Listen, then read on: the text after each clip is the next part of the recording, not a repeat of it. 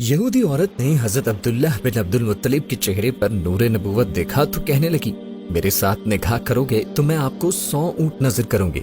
حضرت عبداللہ نے تسلیم کرنے سے انکار کر دیا اور وہاں سے چلے گئے۔ کچھ عرصے بعد جب حضرت عبداللہ کا پھر اسی عورت پہ گزر ہوا، اس نے پوچھا، اے عبداللہ، تم یہاں سے جانے کے بعد کہاں رہے؟ حضرت عبداللہ نے جواب دیا، میں نے اس عرصے میں وہب بن عبد مناف کی صاحبزادی آمنہ سے نکاح کیا۔ یہودی عورت نے یہ سن کر کہا، واللہ تمہارے چہرے پر نور نبوت کو دیکھ کر میں نے یہ چاہا تھا کہ یہ نور میری طرف منتقل ہو جائے، لیکن اللہ نے جہاں چاہا اس نور کو منتقل کر دیا۔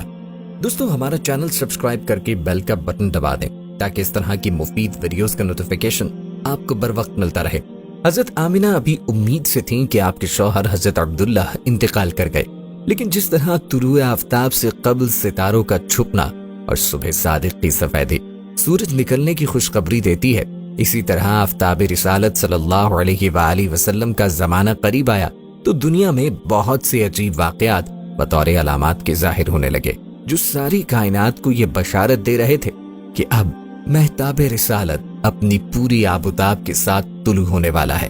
چنانچہ آب زمزم کے کنویں کا دوبارہ برآمد ہونا، ابرہہ کا جو خانہ کعبہ کو گرانے آیا تھا اپنے بدمست ہاتھیوں کے لشکر کے ساتھ ہلاک ہونا، باران رحمت سے ہی سرزمین عرب کا سرسبز و شاداب ہو جانا، برسوں کی خشک سالی کا ختم ہو کر پورے ملک میں خوشحالی کا دور دورہ ہو جانا، اور ولادت مبارکہ کے بعد کے واقعات یعنی بتوں کا منہ کے بل گر جانا،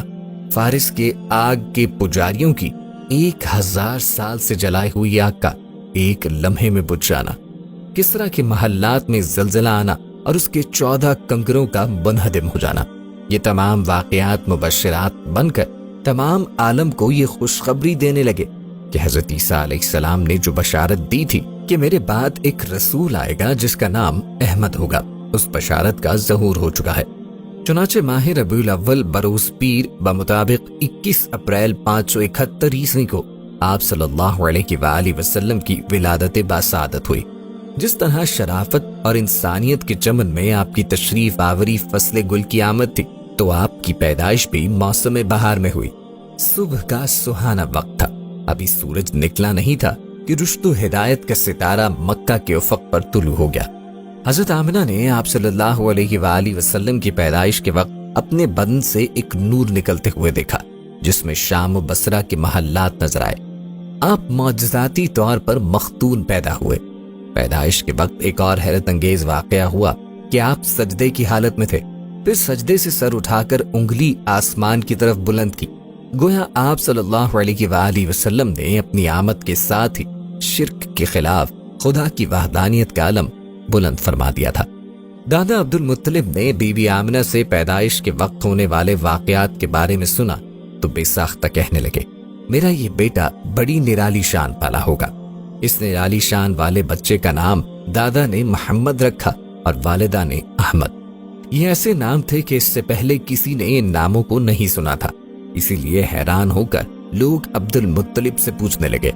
آپ نے ایسا نام کیوں تجویز کیا جو آپ کے آباء و اجداد اور آپ کی قوم میں سے اب تک کسی نے نہیں رکھا؟ عبد المطلب نے جواب دیا، میں نے یہ نام اس لیے رکھا کہ آسمان و زمین میں اس کی تعریف و ثنا ہو، اور پھر ہوا بھی یوں ہی کہ آج دنیا کا کوئی گوشہ ایسا موجود نہیں جہاں آپ صلی اللہ علیہ وآلہ وسلم کی تعریف و توصیف جاری و ساری نہ ہو۔